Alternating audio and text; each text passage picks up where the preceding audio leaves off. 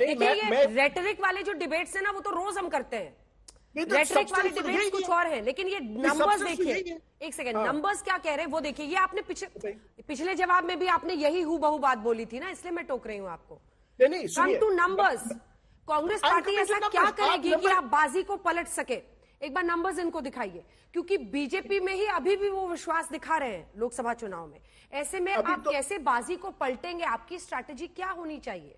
देखिए, मैं आपके नंबर्स मेरे स्क्रीन पे है नहीं, लेकिन मैं आपको सिर्फ ये बता दूं, चलिए मानिए कि नंबर्स आपके दिखा रहे हैं कि बीजेपी को काफी सपोर्ट मिला औरतों की वजह से, लेकिन ये जो अब नया इलेक्शन है ये टोटली डिफरेंट इलेक्शन है। क्यों? ये हिमाचल में गए, वहां हारे, और आपने खुद कहा कि इनको महिलाओं ने हराया। ये कर्नाटक गए, वहां तो they were destroyed by women and men, but women. अब 5 स्टेट हैं। अंजना जी, आप तो बहुत एक्सपीरियंस्ड है, इनको तो पता है कि किसी भी जगह एक स्टेट में इन 5 में से इनके पास कोई गारंटी नहीं जीतने की। क्यों? क्योंकि लोग इनसे तंग आ चुके हैं, इसीलिए ये इस वक्त रैटल्ड हैं। दे टोटली रैटल्ड। इंडिया अलायंस की आज तीसरी मीटिंग थी, 2 दिन की मीटिंग हुई। दे टोटली रैटल्ड। इनको पता है अब the writing is on the wall. ये कितनी भी गैस प्राइसेस कम कर, आपने तो बहुत अच्छा इनको बोला कि 9.5 साल आपने बहुत सारे टैक्स खाए, इतनी प्राइस हाई रखी, गैस की रखी, पेट्रोल की, डीजल की, इन्फ्लेशन इतनी ज्यादा हो गई है। अब लास्ट में ये थोड़ा सा ये रेवड़ी बांटने की कोशिश करेंगे, घूस देने की कोशिश करेंगे, लेकिन लोग यहाँ के बेवकूफ नहीं है, हिंदुस्तान की औरतें बेवकूफ नहीं है। इनको इसका भुगतना पड़ेगा। इनकी हार मेरे ख्याल में गारंटीड है, ये हमारी गारंटी है। और बाय द वे, जो ये कहते हैं पार्लियामेंट में रिजर्वेशन की बात जो ये कहते हैं, कांग्रेस पार्टी तो साथ है, चलिए कीजिए, आप आइए ना, कांग्रेस पार्टी तो आपके साथ है। ठीक है, एक बार सुधांशु जी इसका जवाब दे ले, आप दोनों के पास आ रही हूँ, इसका जवाब दीजिए आप सीधा। महिला आरक्षण पे वो कह रहे हैं न्योता दे रहे हैं, आइए। अरे कहाँ साथ है भाई? अपने जमाने में कभी प्रस्ताव लाए थे? कहाँ साथ है? दिखाइए, आप बताइए। आपका नेता प्रतिपक्ष बोले, इसलिए मैं कह रहा हूं मान्यवर, अभी आपने बहुत बार बोला बिल्किस बानो का विषय। तो सलमान साहब, आपने शायद इसलिए बोला कि बिल्किस बानो मुस्लिम है, इसलिए आपने कहा कि साहब उसके साथ न्याय नहीं अरे नहीं होता। तो आपको याद है सब हिंदू मुस्लिम है, आपकी नजर में इंसानियत। मैं उसी बिंदु पे आ रहा हूं। आप एमपी अपने टर्न का इंतजार करिए, याद रखना चाहिए कि आप एमपी बने, ठीक है, अपने टर्न पे बोलिए। मैं आपको याद दिलाना चाहता हूं कि दिल में हकीकत में किसके क्या है। नहीं कीजिए कि यूपी में भी एक मुस्लिम महिला थी जिसका नाम था इमराना, और उसके साथ उसके ससुर ने बलात्कार किया। तब एक मौलवी ने फतवा दे दिया कि बाद से वो अपने ससुर की पत्नी और पति की मां हो गई। आप सब मुंह में दही जमा के बैठे रहे थे। याद करिए, आप तो वो पार्टी हैं जिसने कश्मीर के ऊपर, आप कह रहे हैं 1-2 महिलाओं की बात, जहां हजारों महिलाओं के लिए दीवार पर लिख दिया गया कि हिंदुओं छोड़ के चले जाओ और अपनी बहन बेटियों को छोड़ जाओ, और उसके बाद उन लोगों को अपने जमाने में बुला बुला के सम्मानित किया गया। आप तो वो पार्टी हैं जिसके मुख्यमंत्री ने केरल में ओमन चांडी साहब ने कहा कि किस ढंग से लड़कियों को फंसाकर लव जिहाद में फंसाकर उनका शोषण किया जा रहा है, उसको आपने नकार कर उसका मजाक बनाना शुरू कर दिया। और आज भी मैं पूछना चाहता हूं सोच साहब से, ये 4 बीबी के साथ हैं कि नहीं? अभी देखेगा एकदम सन्नाटा हो जाएगा, सारा महिला आरक्षण और महिला ये और महिला समानता सब एकदम सन्नाटा, एकदम क्योंकि उसमें सेकुलर संगीत आ जाता है। अब तगड़ा वोट बैंक देखा जाता है। ऑडियो नहीं जा रहा है, आई एम सॉरी। अब सुनिए, एक बार में एक ही व्यक्ति का ऑडियो जाएगा।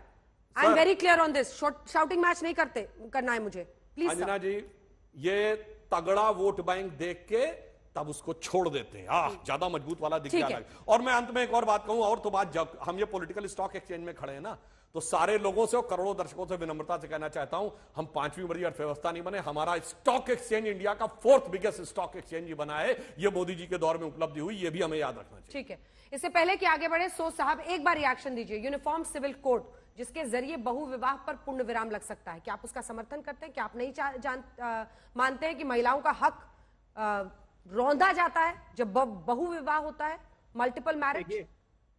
जो बीजेपी की एक बात है, जो चाहे यूनिफॉर्म सिविल कोड हो, चाहे 1 नेशन 1 पोल हो, इनका एक चीज है, इनका है कि जो हम हिंदुस्तान की जो है यूनिफॉर्म, ये जो डिवर्सिटी है, ये डिवर्सिटी को खत्म करना चाहते हैं।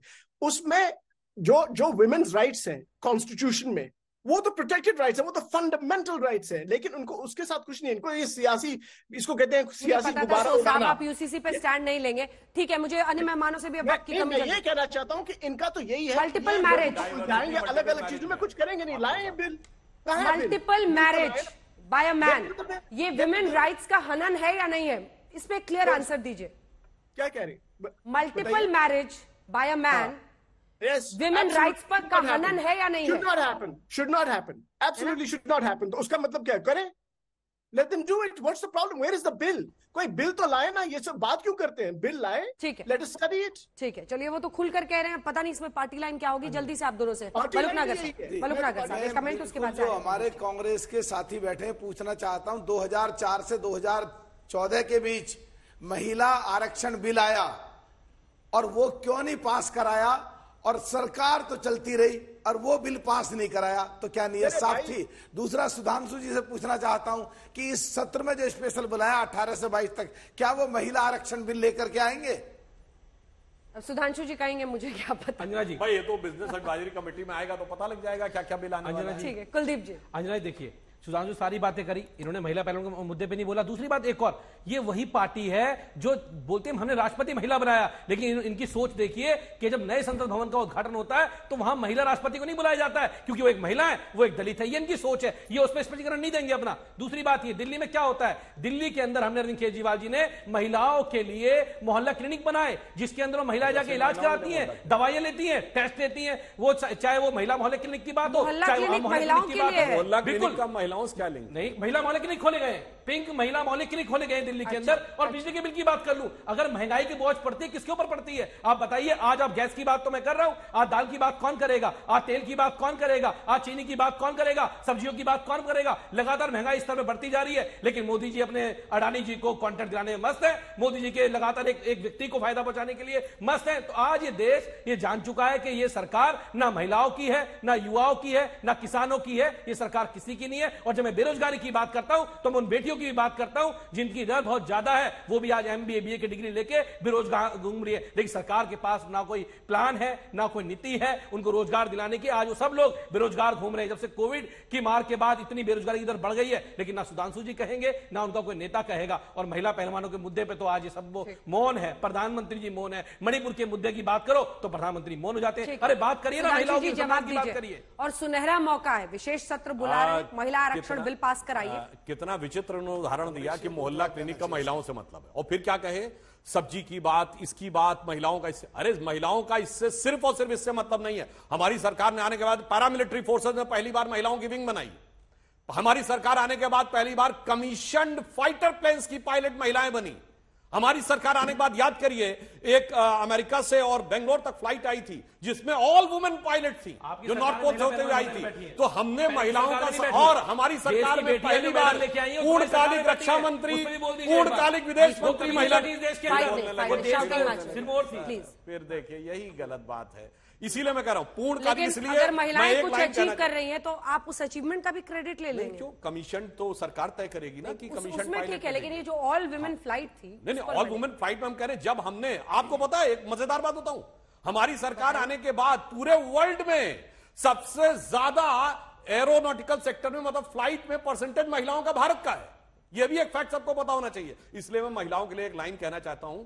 अब वो दिन गए जब महिलाओं को कोई उस ढंग से डील करता था। महादेवी वर्मा जी की कविता की एक लाइन है, दूसरी होगी कहानी शून्य में जिसके मिटे स्वर धूल में खोई निशानी। आज जिस पर प्रलय